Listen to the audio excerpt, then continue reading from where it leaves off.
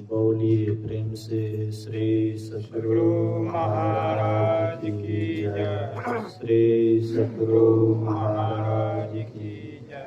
श्री सद्गुरु महाराज की जय। अखंड मंडलाकारं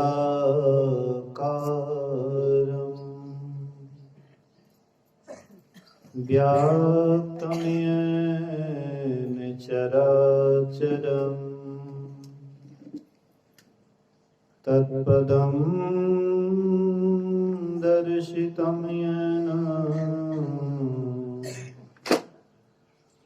तस्मै श्री गुरुवे नमः। धन्य धन्य सतगुरु सुखद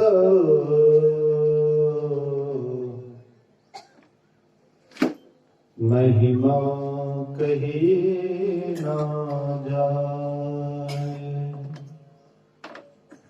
जो कुछ कहूँ तुम्हारी कृपा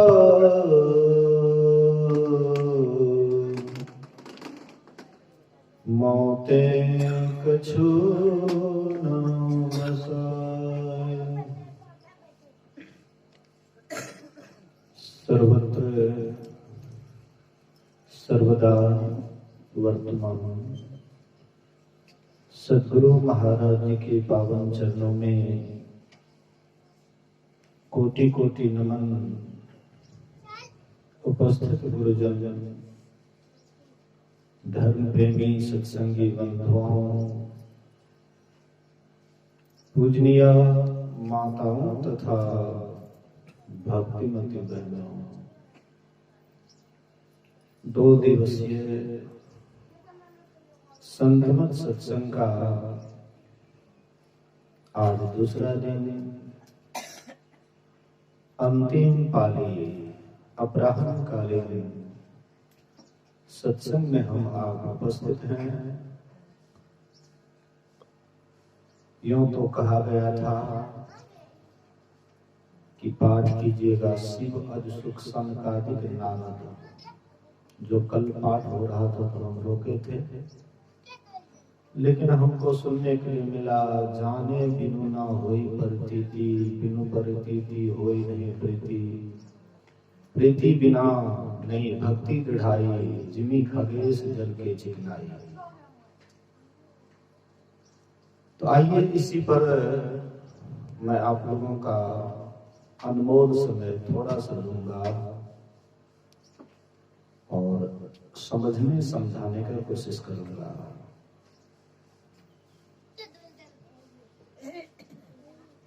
जाने बिनु ना होई प्रतीति।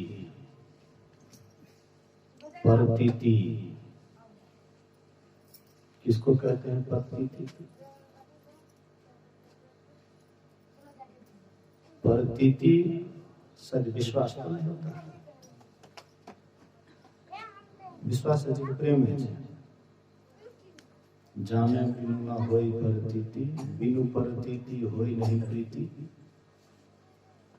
जब तक किसी के संबंध में नहीं जानेंगे तो उनके प्रति विश्वास नहीं होगा, और जब तक विश्वास नहीं होगा तब तक उनसे प्रेम नहीं हो सकता है। और जब प्रेम नहीं होगा तो फिर भक्ति भी आपसे नहीं हो सकती है।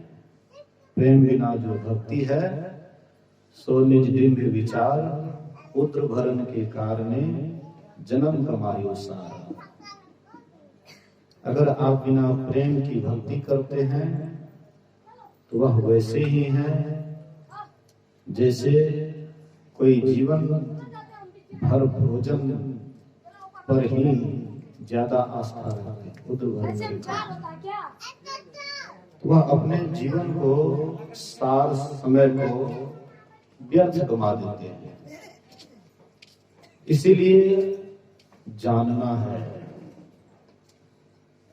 हालांकि हम आप यही सोचते हैं कि जो राम के साथी थे, राम के समय में थे, जिनसे राम जी की मित्रता थी तो वे राम जी को बढ़िया से जानते होंगे। कृष्ण के समय में कृष्ण के जो साथी थे, कृष्ण के जो मित्र थे, शायद वह कृष्ण को खूब बढ़िया से जानते होंगे। लेकिन जब हम शास्त्र का अध्ययन करते हैं तो पता लगता है कि साथ में रहने वाले का भी शंका का समाधान ठीक ठीक नहीं हुआ। ये कोई जरूरी नहीं है कि जिस समय राम आए और राम का दर्शन किए, राम को देखे तो उनका सब समस्या हल हो गया, बल्कि समस्या हल होने के उल्टा और उलझने बढ़ गया। अब हम आप देखें कि भगवान श्री राम त्रेता युग में आए थे और उनकी पत्नी चोरी हो चुकी थी। तो पत्नी को खोजने के लिए, सीता जी को खोजने के लिए वन वन भटक रहे थे। खोजते खोजते जाते हैं ऋषिमुख पर्वत पर, जहां पर सुग्रीव अपने अनुचरों के साथ, मंत्रियों के साथ निवास कर रहे थे और दोनों के पास एक ही तरह का दुख था। राम जी की पत्नी को रावण हर करके ले गए थे और सुग्रीव की पत्नी को उनके भाई बलपूर्वक अधिकार में कर लिए थे। तो दुखड़ा तो लगभग एक ही रंग का था। तो राम जी उनसे मित्रता की कि चलो, दोनों के पास जब एक ही दुख है तो हम तुम्हारे दुख में मदद करते हैं तो तुम भी मेरे दुख में मदद करो। नहीं, इसी शर्त पर दोनों की मित्रता हुई। और राम जी बोले कि पहले हम तुम्हारे ही दुख को खत्म कर देते हैं, बाद में हम अपना दुख बाद में भी देख लेंगे, लेकिन पहले हम तुम्हारे दुख को समाप्त करेंगे। जे न मित्र दुख हो ही दुखारी, तिन्हीं बिलोकत पात उधारी, निज दुख गिरिसम रज कर जामे, मित्र के दुख रज मेरु समान।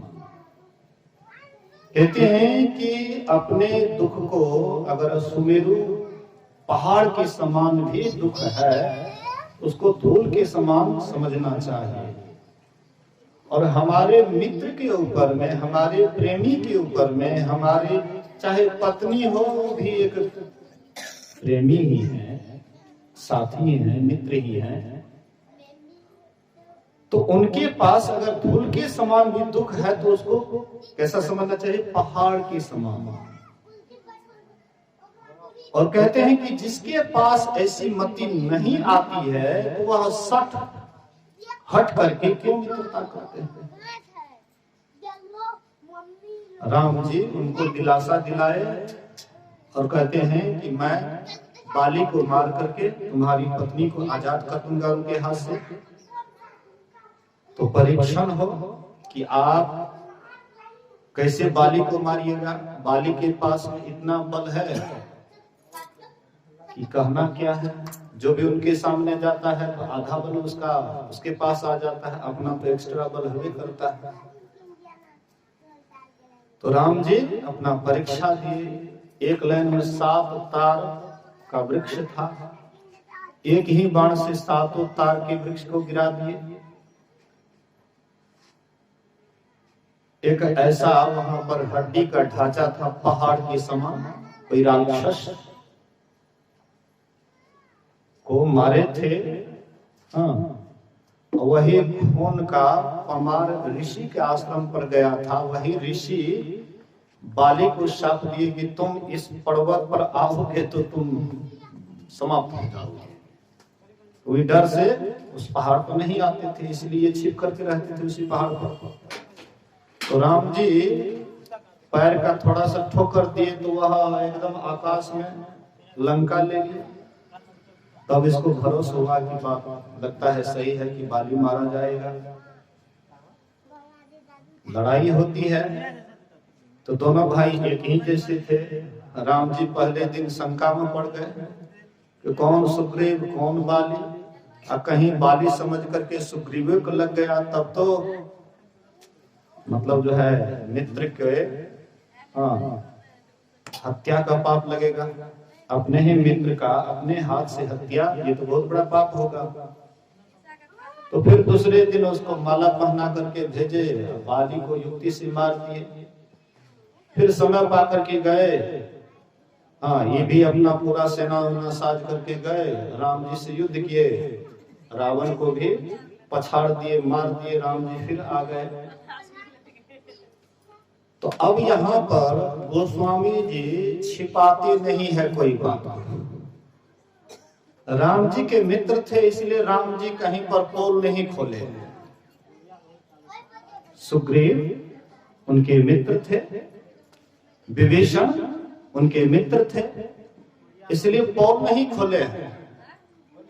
लेकिन गोस्वामी तुलसीदास जी महाराज जो सच बात था उसको बोलने में रुके भी नहीं, क्योंकि संत जो होते हैं हमको लगता है भगवान से भी दो चार डेग आगे होता है। कारण संत बहुत करेंगे तो आपके शरीर का नाश करेंगे, लेकिन दुष्टता का नाश भगवंत कभी नहीं करते हैं। आपके भीतर में जो दुष्टता है, किसी को मार दिए, मरना एक प्रकार का सोना है। अब कोई दुष्ट आदमी है, कोई चोर है, कोई बदमाश है, कोई लुच्चा है, कोई लोफड़ है, कोई पापी है, और वह रात में सो जाएगा तो सुबह में वो एकदम इंसान बन जाएगा, एकदम बनेगा। अरे कल ने चोरी किए, उसके बाद चोरी उरी करके संपत्ति जमा कर लिए, रात में आराम से सो गए, सुबह में उठेंगे तो एक नंबर के साधु बन जाएंगे। बोलिए श्री सदगुरु। यही हाल होता है। भगवंत जब आते हैं तो किसी के गर्दन को काट देते हैं, दुष्ट के गर्दन को काटते हैं, लेकिन दुष्टता वाला गर्दन उसका कटता नहीं है। इसलिए वह जैसे का तैसे रह जाते हैं, शरीर छूट जाता है, लेकिन फिर जब वह जन्म लेते हैं तो संस्कार तो वही वाला है, पहले वाला है, फिर उभर जाता है। लेकिन संत वैसे नहीं करते, उनके गर्दन को नहीं काटते, उनके भीतर में जो दुष्टता है उसी को वे साफ करते हैं। ये संत का काम है, भगवंत नहीं कर पाते। तो उनके भीतर में भी जिसके कारण बाली को मारे, जिस कारण से बाली मारा गया, किस कारण से मारा गया? क्योंकि सुग्रीव की पत्नी को हथियाए थे। इसी पाप के कारण राम जी छिप करके बाण से मारे, लेकिन वही करतूती बाद में विभीषण का भी हो गया। बोलिए श्री सदगुरु महाराज की। गोस्वामी जी लिखते हैं, कहते हैं जिहि इमी बधेऊ ब्याज इमी बाली, सोई सुकंठ फिर किन्ह कुचाली, सोई करतूती विभीषण केरी, सपने नहीं राम हिये हेरी। जिस कारण से बाली को, राम जी को छिप करके बाली को मारना पड़ा कि तुम दूसरे की पत्नी को हथियाए हुए हो, इसलिए हम तुमको छोड़ेंगे नहीं, तुम बहुत बड़ा पापी है। वही खेला किए अपने भाभी के साथ। कौन? सुग्रीव। सुग्रीव वही खेला किया, बाद में तारा को हथिया लिया। क्या हुआ? राम जी के मित्र थे इसलिए राम जी चुप हो गए, बोले नहीं। क्या वो पाप नहीं हुआ? संत देखते, संत नहीं देखते। संत केवल इतना ही देखते हैं कि आपके भीतर में क्या है। हाँ, आपके भीतर में क्या है। अगर दुर्गुण है, अगर आपके अंदर में विचार गड़बड़ है, तो संत वह विचारे को ठीक करते हैं। अब विचारे से पुण्य होता है, अब विचारे से पाप होता है। पहले विचार गड़बड़ होता है, हम पहले विचार से पाप करते हैं, अब बाद में शरीर से भी पाप कर बैठते हैं। अब यहाँ पर देख लीजिए, भाभी माँ के समान होता है, लेकिन भाभी को पत्नी बना। अब ये बात वो भी किए, कौन? रावण सीता को हर करके ले गए थे, दूसरे के पत्नी को हर करके ले गए थे। अब विभीषण भी बाद में मंदोदरी को हथिया। क्या हुआ? मिटा पाप, खत्म हुआ उनके अंदर दुष्टता? नहीं। दर्शन से, बाहरी दर्शन से यही लीला होता है, यही खेला होता है, हैं? पांचों भाई पांडवों को बराबर कृष्ण का दर्शन, लेकिन क्या उन लोगों से गलती नहीं हुई? हैं? कृष्ण के दर्शन होते हुए भी जुआ का आदत, ये कौन चीज है? हम कहते हैं बहुत बड़ा धर्मात्मा है, लेकिन जुआ के खेला में अपना राजपाट, पत्नी, सारा कुछ हार गए। कहाँ का नियम है? यहाँ तक कि अपने इज्जत को भी दांव पर लगा दिए। जब अपना हार गए तो फिर उसको दांव पर लगाने का अधिकार क्या था? यही प्रश्न की थी द्रौपदी कि आप जब स्वयं हार गए तो फिर आपको क्या अधिकार है दांव पर लगाने का? या पत्नी आधा अंक की मालकिन होती है, अब पत्नी आधा अंक की मालकिन होती है तो आधा अंक से आपने पूछा कि मैं तुमको दांव पर लगाता हूं, कौन है महाराज? युधिष्ठिर हमको दांव पर लगाने वाले, बिना हमसे पूछे। हमसे एक बार पूछ लेते, हम ऑर्डर करते, तब आप लगाते। लेकिन वहां पर कोई भी ठीक जवाब नहीं दिए।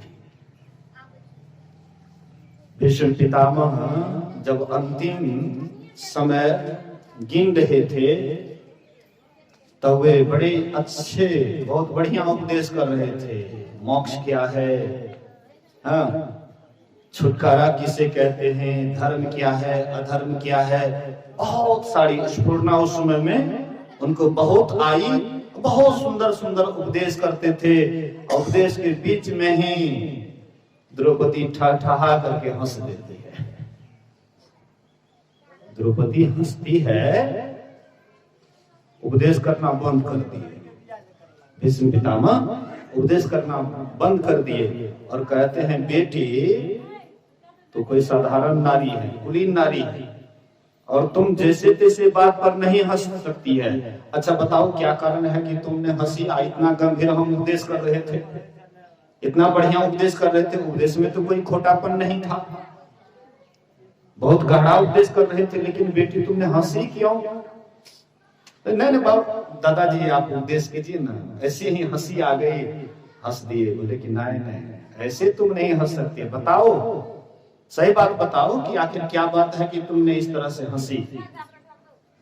बोले दादाजी, हमको लगता है कि आप जब से तीर पर सोए तबे से आपको ये ब्रह्म ज्ञान आ गया है। इससे पहले शायद आपको कोई ब्रह्म ज्ञान नहीं था, इसके पहले आप कुछ नहीं जानते थे। लगता है कि जब से आप अर्जुन का बाण आपके शरीर में लगा है तबे से ब्रह्म ज्ञान हो रहा है। इसके पहले जब भरी सभा में चीर खींचा जा रहा था, उस समय मैंने आपको सहयोग के लिए पुकारा था, अपने सिर को नीचा कर लिया। क्यों, क्या बात है? और मैं कोई गलत प्रश्न नहीं किया, मैं वाजिब सवाल का जवाब मांग रही थी, लेकिन आप उस समय में वहां पर मौजूद थे, लेकिन ये ब्रह्म ज्ञान आपको कहां चला गया उस समय में? बोले कि बेटी तुम बिल्कुल ठीक कहती है, बिल्कुल सत्य कहती है। उस समय में भी मेरे अंदर में ये ब्रह्म ज्ञान था, लेकिन दुष्ट दुर्योधन का अन्न खाने के कारण ये ब्रह्म ज्ञान तत्काल ऊपर से ढका गया था। इसलिए बेटी उस समय में मैं वाजिब बात नहीं बोल सका, सही बात नहीं बोल सका। और जितना भी अन्न खाया था दुष्ट दुर्योधन का, अन्न खाया था, लेकिन अर्जुन का जब बाण लगा, जितना भी दूषित अन्न था, खून था, वह सब बाण के द्वारा निकल गया। मेरा शरीर बिल्कुल शुद्ध और पवित्र हो गया। अब मैं बिल्कुल पवित्र हो चुका हूं, इसीलिए शुद्ध पवित्र और ज्ञान दे रहा हूं तुम लोगों को। देखिए यहां पर मैं आपको ये दर्शाना चाहता हूं कि भगवंत का दर्शन हो, लेकिन आपके भीतर में शंका रह जाए, ये किस तरह का दर्शन है? राम जी और विभीषण जी में जब पहले मिलन हुआ था न समुद्र के किनारे, तो उस समय में विभीषण आए, 2-4 मंत्री के साथ आए। लोगों ने सोचा कि ये दुष्ट के यहां से आ रहे हैं, कहीं हम लोगों का भेद लेने के लिए या कुछ उपद्रव करेंगे, इसलिए इसको बांध लेना चाहिए। तो राम जी के पास गए और कहते हैं आकाश मार्ग से 4-5 लोग आए हुए हैं लंका से, और वे अपना विभीषण नाम बतला रहे हैं, उसके कुछ मंत्री हैं, तो क्या किया जाए? कहते हैं राम जी के शरण में मैं जाना चाहता हूं। तो राम जी कहते हैं जब शरण में आना चाहता है तो उसको मतलब कुछ नहीं करना चाहिए। जो शरण में आए हैं उसको शरण नहीं देने से उसी को पाप लगता है, इसलिए उसको सम्मान के साथ लाया गया और दोनों में बातचीत होती है, दोनों में बातचीत होते हैं। राम जी कहते हैं कहु लंकेश सहित परिवारा, कुशल कुठार बास तुम्हारा, खल मंडली बसहु दिन राति, सखा धर्म निभाई के ही भांति। राम जी कहते हैं, विभीषण जी कहते हैं कि अब पद देखी कुशल रघुराया, जो तुम की नहीं जान दन दाया। भले ही नाथ नरक कर ताता, दुष्ट संग जनि देहि विधाता। तब लग कुशल न जीव कहाँ, सपने हो मन विश्राम, जब लग भजत न राम कहाँ, शोक धाम तजी कहाँ।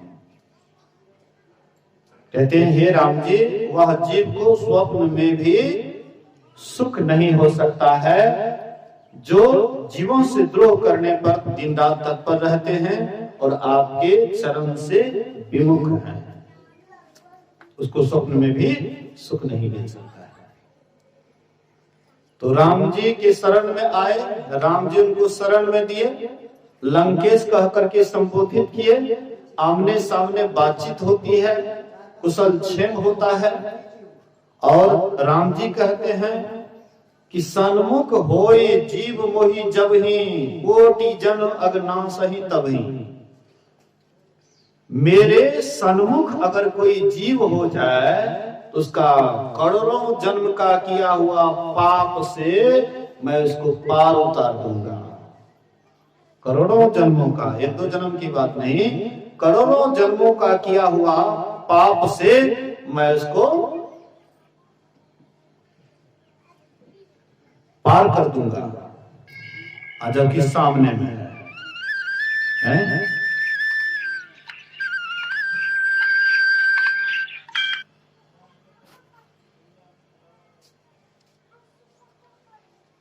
अब हम आप विचार करें,